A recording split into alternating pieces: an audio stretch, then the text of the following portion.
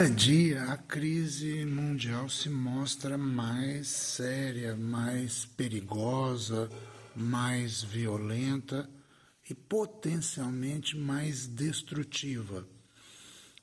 Nós agora chegamos num ponto em que a economia mundial está gravemente ameaçada em função da guerra dos Estados Unidos e Israel contra o Irã. Era previsível para mim qualquer atitude, qualquer decisão absurda, irresponsável, nesse sentido, verdadeiramente alucinada, né? Essas medidas belicosas, desde do tarifaço e agora a guerra contra o Irã, elas têm digo, tarifaço do governo americano e agora novamente a ação do governo americano entrando nessa guerra de altíssimo risco e extremamente perigosa e já muito prejudicial para a economia mundial e inclusive para a própria economia dos Estados Unidos. Mas por que então esses malucos estão fazendo esse tipo de coisa? Na minha visão, eu tenho tentado demonstrar isso nessa série de vídeos. Isso se deve fundamentalmente à grande crise econômica que nós estamos vivendo no mundo e que corresponde ao final da onda neoliberal. É a crise de fim dessa onda e ela tem como sua causa principal, essa crise, a extrema concentração de riqueza que os anos de neoliberalismo impuseram ao mundo, especialmente aos próprios países ricos, os países da aliança hegemônica no mundo.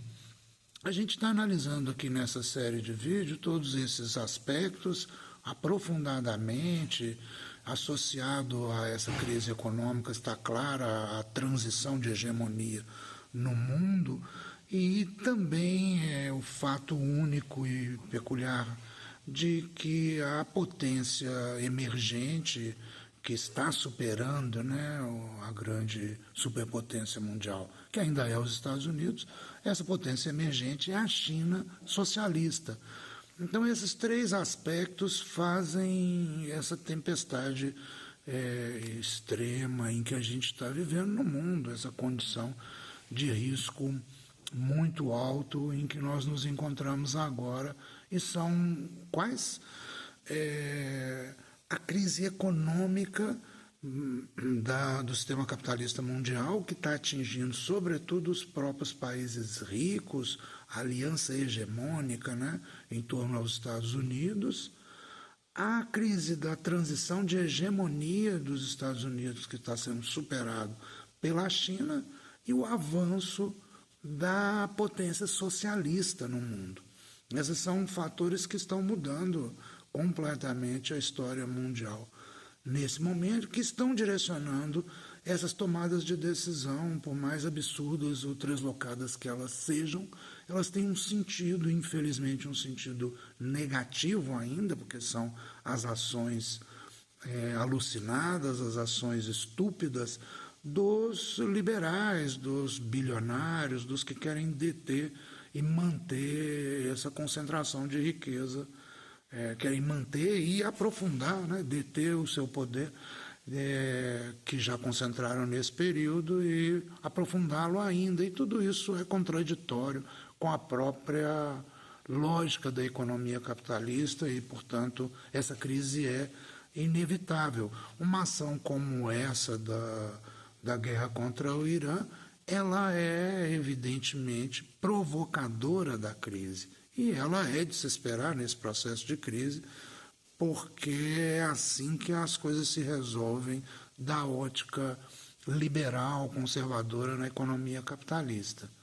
Agora nós estamos vendo o surgimento de um novo mundo, de todo modo, ainda que estejamos, digamos, no pior das dores do parto, esse novo mundo está surgindo e um dos aspectos que parece claro agora para mim, acredito que para uma parte das pessoas no mundo, é que há uma contraposição de poder em relação a aos Estados Unidos e a sua aliança de poder, a aliança de poder hegemônica, né, no mundo nas últimas décadas, enfim, desde a Segunda Guerra Mundial para cá. Agora nós temos uma nova, outra aliança que pode confrontar o que está confrontando o poder da aliança dos Estados Unidos. Isso é algo visível hoje, digo agora, no início de 2026, mesmo com os movimentos militares dos Estados Unidos que ainda não encontraram, e espero que não encontrem mesmo, um confronto direto, né, seja com a Rússia ou com a China, mas desde a guerra da Ucrânia, desde o início da guerra da Ucrânia, para mim ficou claro que se estava desenhando esse novo alinhamento de forças no plano geopolítico, no plano militar, e que isso tem seus fundamentos econômicos, tem seus fundamentos históricos, e é disso que a gente vai tratar hoje, ainda com algum detalhe nessa sala de situação que a gente está fazendo nos últimos vídeos, ainda sobre o segundo semestre de 2024. É sempre bom para mim fazer esse retorno, porque checa o modelo de análise que eu estou desenvolvendo e ver se as previsões ou as visões de tendência estavam corretas, né? Então, o que me pareceu claro naquele momento ali, no segundo semestre de 2024, é que havia, então, um poder, uma aliança de potências que se contrapunha aos Estados Unidos, a aliança Estados Unidos-Europa, a OTAN, a aliança hegemônica dos Estados Unidos, né? E isso só é possível do ponto de vista militar, porque já era real, e continua sendo, né, cada vez mais, do ponto de vista econômico. Ou seja, uma aliança China-Rússia, por exemplo, e associados, realmente está se contrapondo militarmente aos Estados Unidos, à OTAN. Isso ficou claro do meu ponto de vista, ainda que não houvesse participação direta de nenhum outro país ao lado da Rússia. Ficou claro que a guerra era uma guerra proxy da OTAN, inclusive dos Estados Unidos, contra a Rússia, e que do outro lado havia um conjunto de potências que siderada, né, ou polarizada pela China, que é a maior potência nesse grupo. Então, essa aliança já naquele momento se mostrava, continua se mostrando do meu ponto de vista, contraposta militarmente aos Estados Unidos, à OTAN e aos seus associados, porque já havia uma potência suficiente para isso, e essa potência é certamente de base econômica, tecnológica. Não há potência militar sem domínio de tecnologia, sem domínio de produção, de capacidade industrial. Nada disso é possível, né? Então,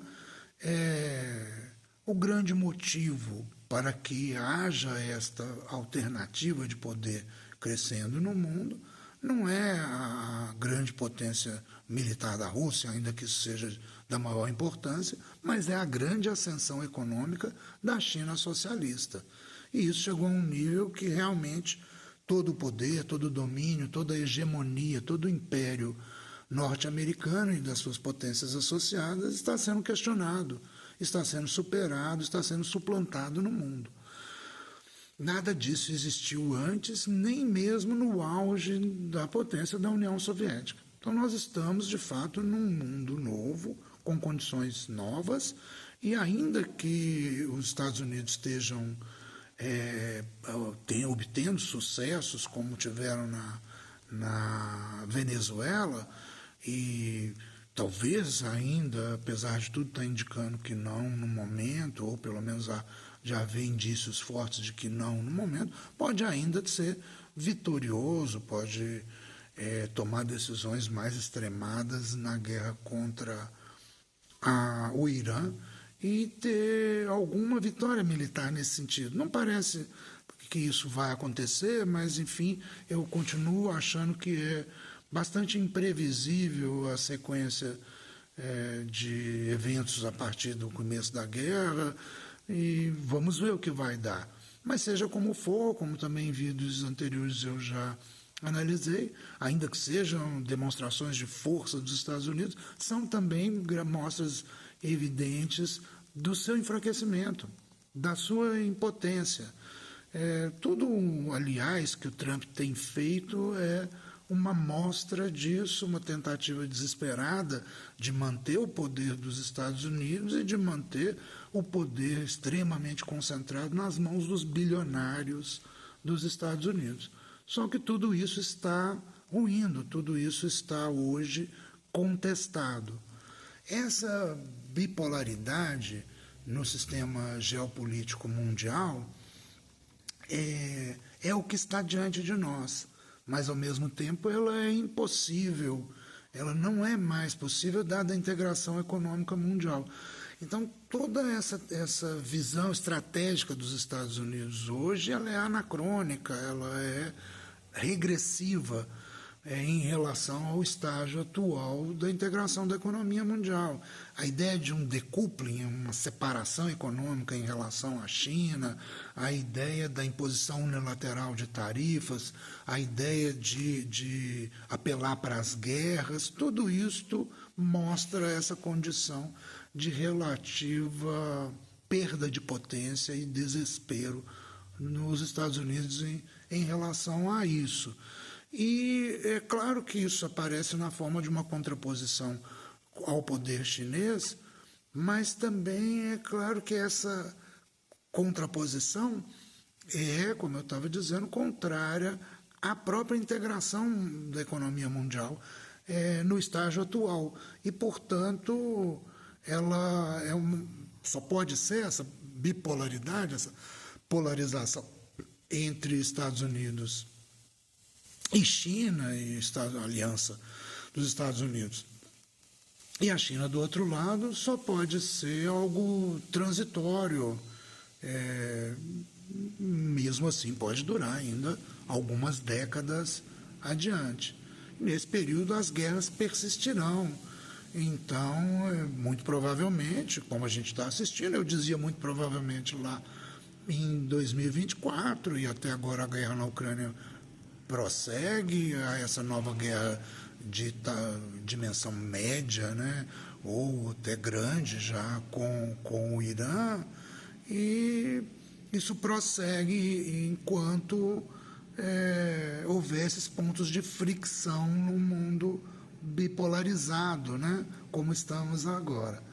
E ao identificar uma bipolaridade em nível estratégico no plano mundial, no nível geopolítico, é claro que isso tem uma base econômica no confronto entre as duas grandes potências mundiais do momento. Em qualquer área que você quiser, isso está acontecendo, por exemplo, na fronteira tecnológica, na área de processamento de megadados, na inteligência artificial. Parece que apenas as redes instaladas e a tecnologia já desenvolvida hoje nos Estados Unidos e na China é que podem realmente processar as informações como necessário para o pleno funcionamento dessas tecnologias, que de um modo ou de outro já estão e estarão cada vez mais presentes em todas as áreas de produção e da vida social em geral no mundo, né?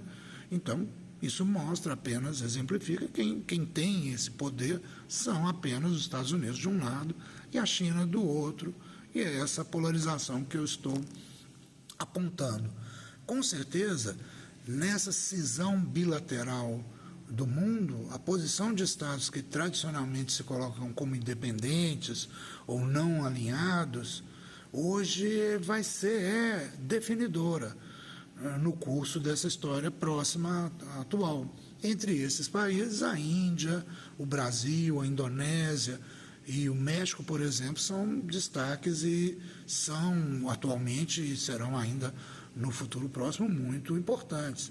Hoje há até algum deslocamento da própria Europa para alguma independência, mas é algo que é muito frágil a Europa depende muito dos Estados Unidos e dificilmente vai se afastar. Da mesma maneira, o Canadá tem buscado uma autonomia e vai avançar.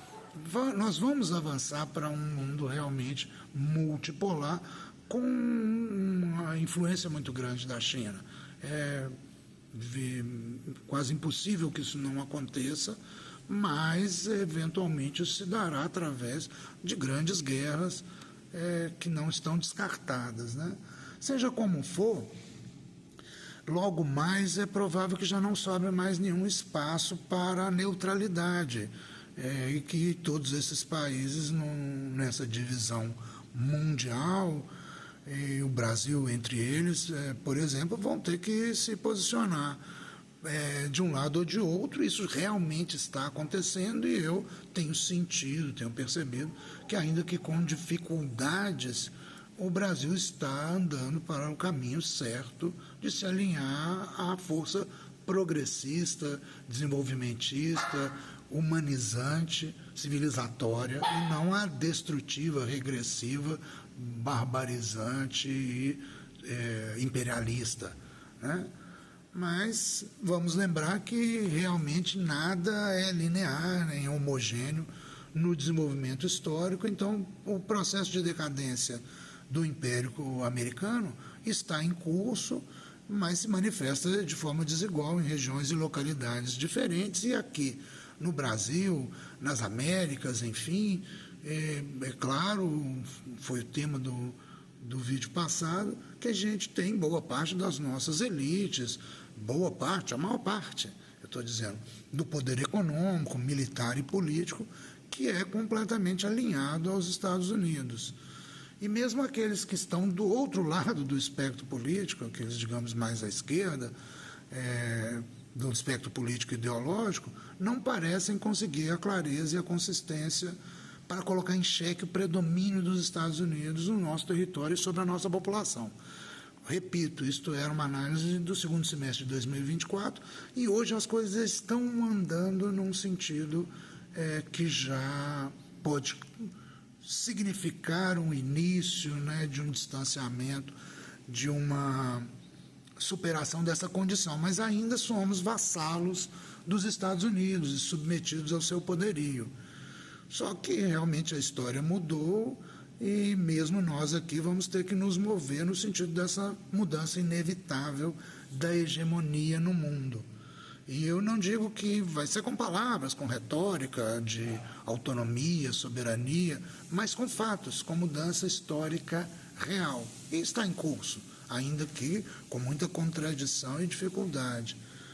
O alinhamento das Forças Armadas do Brasil com o comando norte-americano é, portanto, um dos principais problemas que nós, como nação, temos diante de nós. Desfazer rápida e decididamente esse alinhamento militar automático com os Estados Unidos será muito importante para nós. Mas não há possibilidade de nós nos tornarmos, num curso curto, né, ou médio prazo, uma potência militar realmente autônoma no mundo. Eu não vejo essa possibilidade nos próximos 10 e nem numa faixa de 10 a 50 anos, para falar a verdade. Por outro lado, não temos por que sair dessa submissão militar estratégica aos Estados Unidos para nos submetermos, alinhar automaticamente, de forma submissa, né, militarmente, a qualquer outra potência muito superior à nossa.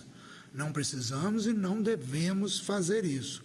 Como então nós vamos conseguir alcançar alguma economia estando justamente no campo de domínio territorial da maior potência militar do mundo? Isso ficou mais forte e mais claro a partir da nova doutrina de segurança nacional lançada pelos Estados Unidos no início desse ano, e está sendo evidente nesse alinhamento forçado de uma nova vassalagem, né, política aqui da América Latina aos Estados Unidos, começando do Milei aqui na Argentina e subindo até os lambibotas lá que hoje estão no poder no Equador, em El Salvador, e aí por aí vai, né? Para nós, aqui do ponto de vista militar, para esses aí para os nossos militares, né, o alinhamento e, portanto, a submissão à potência militar norte-americana podem parecer inevitáveis e praticamente automáticos. Em uma visão militar estratégica, parece que nós não temos sequer outra opção. Sempre foi assim e deve mesmo ser assim, a visão dominante, né? Aceitamos tacitamente a supremacia norte-americana como natural e inquestionável. A gente tem, é óbvio, um discurso, seja no campo político ou militar, da nossa soberania, da independência e autonomia do país. Mas essa não é a nossa realidade histórica. É simples isso, é simplesmente isto assim mesmo, e não pode ser posto em dúvida, eu creio, por ninguém que seja realista, que se atenha mais aos fatos do que aos discursos. Infelizmente, no mundo imperial em que vivemos ainda agora, somos vassalos dos Estados Unidos. No limite, eles fazem o que querem, as nossas Forças Armadas estão alinhadas com eles e prontas a servir sob o comando norte-americano. É assim, não parece que temos, como eu disse, como sair disso por conta própria, nos tornando uma potência militar independente, autônoma, soberana nos próximos anos ou décadas. E nem devemos mesmo ir por este caminho miserável que é de nos tornarmos uma grande potência militar. A nossa fraqueza aqui talvez nos facilite a encontrar o caminho certo. A princípio, nós devemos ser pacifistas, pois isso é do nosso maior interesse. Devemos ser pacifistas, sim, devemos defender intransigentemente a paz, pois não temos objetivamente nenhum interesse em entrar em guerras de lado nenhum. Mas sabemos, por vias muito diferentes, que não podemos estar indefesos, desarmados, nesse cenário de guerras e possibilidades crescentes de guerra. Vamos, então, todos entrar na corrida bélica que a condição atual parece nos impor? Até o Lula entrou já nesse circuito e é, de certo modo, inevitável. Mas ele ainda se manifesta como defensor da paz, e isso é correto. Nós não podemos, não devemos entrar nesse caminho de uma corrida bélica que hoje está já dominando o cenário dos países ricos do mundo. Ao contrário, a gente deve incentivar, a gente deve desenvolver e aproveitar as possibilidades e os ganhos da paz socialista, que é aquela que a China vem trazendo ao mundo, sob o predomínio, sobre essa paz socialista, nós devemos optar por isso, sobre o predomínio do conflito disseminado e sem controle da crise imperialista capitalista que estamos vivendo. A formação de uma força de governança militar mundial é fundamental para isso. É a saída legítima e digna para o Brasil e para todos os países submetidos às superpotências bélicas. Nós não queremos e não devemos ir pelo caminho estúpido e bárbaro de nos armarmos até os dentes para atacar os outros povos. Essa demência tem que acabar e não vai ser numa corrida malucada e desesperadora para que cada país dominado adquira os níveis de superpotências mundiais que a gente vai conseguir sair disso, para que a partir daí a gente possa exercer o poder de atacar quem a gente queira. Não, ao contrário, essa insanidade está na racionalidade presente, na geopolítica, nos estrategistas mundiais, mas a nossa solução se dá pelo desenvolvimento da nova governança mundial. Nós vamos tratar disso no próximo vídeo. Até